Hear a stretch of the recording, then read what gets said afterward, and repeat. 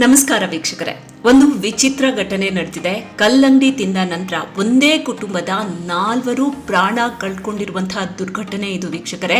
ಇದು ಬೇರೆ ಯಾವುದೋ ದೇಶದಲ್ಲಿ ನಡೆದಿದ್ದಲ್ಲ, ನಮ್ಮ ಮುಂಬೈನಲ್ಲಿ ನಡೆದಂತಹ ಘಟನೆ. ಹಾಗಾದ್ರೆ ಈ ಕಲ್ಲಂಗಡಿ ಹಣ್ಣು ನಿಜಕ್ಕೂ 4 ಜೀವವನ್ನ ತೆಗೆದು ಬಿಡುತ್ತಾ? ತಿನ್ನೋ ಆಹಾರದ ವಿಚಾರದಲ್ಲಿ ನಾವು ಮಾಡ್ತಾ ಇರುವಂತಹ ತಪ್ಪು ಯಾವುದು? ನಾವು ಮಾಡೋ ತಪ್ಪುಗಳೇ ನಿಜಕ್ಕೂ ಪ್ರಾಣಕ್ಕೆ ಕಂಟಕವಾಗ್ತಿದ್ಯಾ? ಈ ಬಗ್ಗೆ ತಜ್ಞರು ಏನ್ ಹೇಳಿದ್ರು ಅನ್ನೋದನ್ನ ನಾನು ನಿಮ್ಗೆ ತಿಳಿಸ್ಕೊಡ್ತೇನೆ.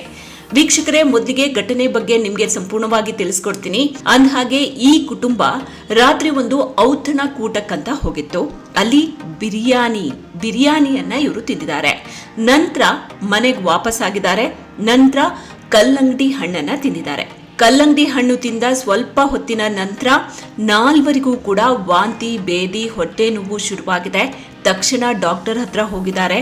ಆದ್ರೆ ಆಸ್ಪತ್ರೆಗೆ ದಾಖಲಾಗುವ ಮೊದಲೇ ದಂಪತಿ ಮಗಳು ಆಯುಷಾ ಜೀವ ಕಳ್ಕೊಂಡಿದ್ಲು. ಅದೇ ದಿನ ರಾತ್ರಿ ಮನೆ ಯಜಮಾನ ಕೂಡ ಪ್ರಾಣ ಬಿಟ್ಟಿದ್ದಾರೆ. ಮಾರನೇ ದಿನ ಆತನ ಪತ್ನಿ ಮತ್ತು ಕಿರಿ ಮಗಳು ಕೂಡ ಪ್ರಾಣವನ್ನ ಬಿಟ್ಟಿದ್ದಾರೆ. ಸದ್ಯ ಈ 4 ಮರಣೋತ್ತರ ಪರೀಕ್ಷೆ ನಡೆದಿದೆ. ಪೊಲೀಸರು ಕೂಡ ತನಿಖೆಯನ್ನ ಆರಂಭಿಸಿದ್ದಾರೆ. ಹಾಗಾದ್ರೆ ಈಗ ಎಲ್ಲಾ ಕಡೆ ಸುದ್ದಿ ಆಗ್ತಾ ಇರೋದೇನು ಅಂತ ಅಂದ್ರೆ, ಬಿರಿಯಾನಿ ಜೊತೆ ಕಲ್ಲಂಗಡಿ ಹಣ್ಣು ತಿನ್ನಬಾರ್ದಾ? ನಿಜಕ್ಕೂ ಕಲ್ಲಂಗಡಿ ಹಣ್ಣು ಜೀವಕ್ಕೆ ಅಪಾಯ ತರುತ್ತಾ ಅಂತ. ಹಾಗಾದ್ರೆ ನಿಜಕ್ಕೂ ಕಲ್ಲಂಗಡಿ ಹಣ್ಣು ಈ ಮುಗ್ಧ ಜೀವಿಗಳ ಪ್ರಾಣಕ್ಕೆ ಕಂಟಕ ಆಗ್ಬಿಡ್ತಾ? ಈ ಬಗ್ಗೆ ತಜ್ಞರು ಏನ್ ಹೇಳಿದ್ರು ಅನ್ನೋದನ್ನ ನಾನ್ ನಿಮ್ಗೆ ತಿಳಿಸ್ಕೊಡ್ತೀನಿ.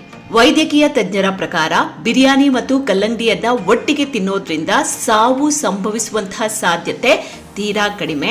ಇವೆರಡೂ ಕೂಡ ವಿಭಿನ್ನ ರೀತಿಯ ಆಹಾರಗಳು ಮತ್ತು ಇವುಗಳ ಜೀರ್ಣಕ್ರಿಯೆಯ ಸಮಯ ಬೇರೆಯಾಗಿರುತ್ತೆ. ಕಲ್ಲಂಗಡಿ ಬೇಗನೆ ಜೀರ್ಣ ಆಗುತ್ತೆ, ಆದ್ರೆ ಮಾಂಸಾಹಾರ ಅಂದ್ರೆ ಬಿರಿಯಾನಿ ಜೀರ್ಣ ಆಗೋದಕ್ಕೆ ಹೆಚ್ಚು ಟೈಮ್ ಬೇಕಾಗುತ್ತೆ. ಈ ವ್ಯತ್ಯಾಸದಿಂದ ಜೀರ್ಣಕ್ರಿಯೆಯಲ್ಲಿ ಏರುಪೇರಾಗುತ್ತೆ. ಹೊಟ್ಟೆ ಉಬ್ಬರ ಅಥವಾ ಅಜೀರ್ಣ ಆಗಬಹುದು, ಆದ್ರೆ ಪ್ರಾಣಕ್ಕೆ ಕಂಟಕ ಆಗೋದಿಲ್ಲ. ಹಾಗಾದ್ರೆ ಅಪಾಯ ಆಗಿದ್ದೆಲ್ಲಿ ಇವರಿಗೆ? ಈ ಸಾವಿಗೆ ಪ್ರಮುಖ ಕಾರಣ ಫುಡ್ ಪಾಯ್ಸನ್ ಆಗಿರಬಹುದು ಅಂತ ಹೇಳಿ ಆಹಾರ ತಜ್ಞರು ಅನುಮಾನವನ್ನ ವ್ಯಕ್ತಪಡಿಸಿದ್ದಾರೆ. ಇನ್ನು ಹಣ್ಣುಗಳನ್ನ ಕಟ್ ಮಾಡಿ ತುಂಬಾ ಹೊತ್ತು ಅದನ್ನ ಮುಚ್ಚದೆ ಹಾಗೆ ಇಡಬಾರ್ದು ಅಂತ ಎಚ್ಚರಿಕೆಯನ್ನು ಕೊಟ್ಟಿದ್ದಾರೆ ಎಲ್ಲರಿಗೂ. ಹಣ್ಣುಗಳನ್ನ ಕಟ್ ಮಾಡಿ ಅದನ್ನ ಓಪನ್ ಆಗಿಟ್ರೆ ಅಥವಾ ಅದು ಹಾಳಾದ್ರೆ ಅದರಲ್ಲಿ ಸಾಲ್ಮೊನೆಲ್ಲಾ, ಈ ಕೋಲಿ ಅಥವಾ ಸ್ಟ್ಯಾಪಿಲೋಕೋಕಸ್ ನಂತಹ ಅಪಾಯಕಾರಿ ಬ್ಯಾಕ್ಟೀರಿಯಾಗಳು ಬೆಳೆಯುತ್ತೆ. ಇವು ಜೀವಕ್ಕೆ ಕಂಟಕವನ್ನ ತರುತ್ತೆ. ಹೀಗಾಗಿ ಈ ತಪ್ಪನ್ನ ಯಾವತ್ತೂ ಕೂಡ ಮಾಡೋದಕ್ಕೆ ಹೋಗ್ಬಿಡಿ.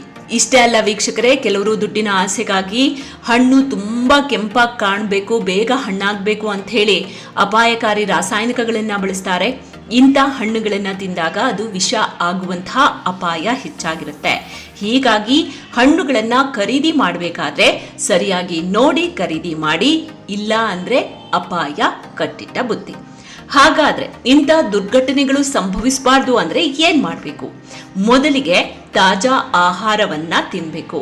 ಹೋಟೆಲ್ಲೇ ಆಗ್ಲಿ ಅಥವಾ ಮನೆಯಲ್ಲೇ ಆಗ್ಲಿ ತಯಾರಿಸಿದ ತಕ್ಷಣ ಆಹಾರ ಸೇವಿಸೋದು ಒಳ್ಳೆಯದು.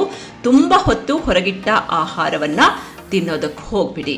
ನೆಕ್ಸ್ಟ್, ಶುಚಿತ್ವದ ಕಡೆ ಗಮನ ಕೊಡಿ. ಇದು ತುಂಬಾನೇ ಇಂಪಾರ್ಟೆಂಟ್. ಹಣ್ಣುಗಳನ್ನ ಕತ್ತರಿಸುವ ಮುನ್ನ ಚೆನ್ನಾಗಿ ತೊಳಿರಿ, ಮತ್ತೆ ಕತ್ತರಿಸಿದ ತಕ್ಷಣ ಅದನ್ನ ತಿನ್ನಿ. ಕತ್ತರಿಸಿ ಹಾಗೆ ಇಟ್ಟು ತುಂಬಾ ಸಮಯದ ನಂತರ ತಿನ್ನೋ ತಪ್ಪನ್ನ ಮಾಡಬೇಡಿ.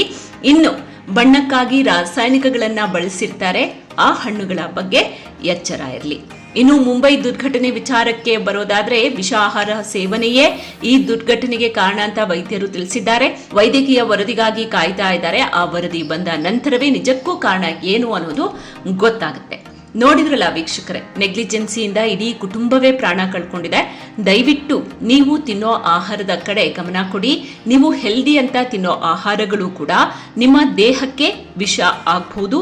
ಹೀಗಾಗಿ ಮುನ್ನೆಚ್ಚರಿಕೆ ಇರಲಿ. ವೀಕ್ಷಕರೇ, ಇದು ಎಲ್ಲರಿಗೂ ಕೂಡ ಯೂಸ್ಫುಲ್ ಆಗುವಂತಹ ವಿಡಿಯೋ. ಹೀಗಾಗಿ ಆದಷ್ಟು ಶೇರ್ ಮಾಡಿ, ಎಲ್ಲರಿಗೂ ಕೂಡ ಈ ವಿಚಾರ ಗೊತ್ತಾಗ್ಲಿ. ಮತ್ತೊಂದು ಇಂಟ್ರೆಸ್ಟಿಂಗ್ ಟಾಪಿಕ್ ಜೊತೆಗೆ ಆದಷ್ಟು ಬೇಗ ನಿಮ್ಮ ಮುಂದೆ ಮತ್ತೆ ಹಾಜರಾಗ್ತೀನಿ. ನಿಮ್ಮ ಸಪೋರ್ಟ್ ಇದೇ ರೀತಿ ಆಗಿರ್ಲಿ. ನಮಸ್ಕಾರ.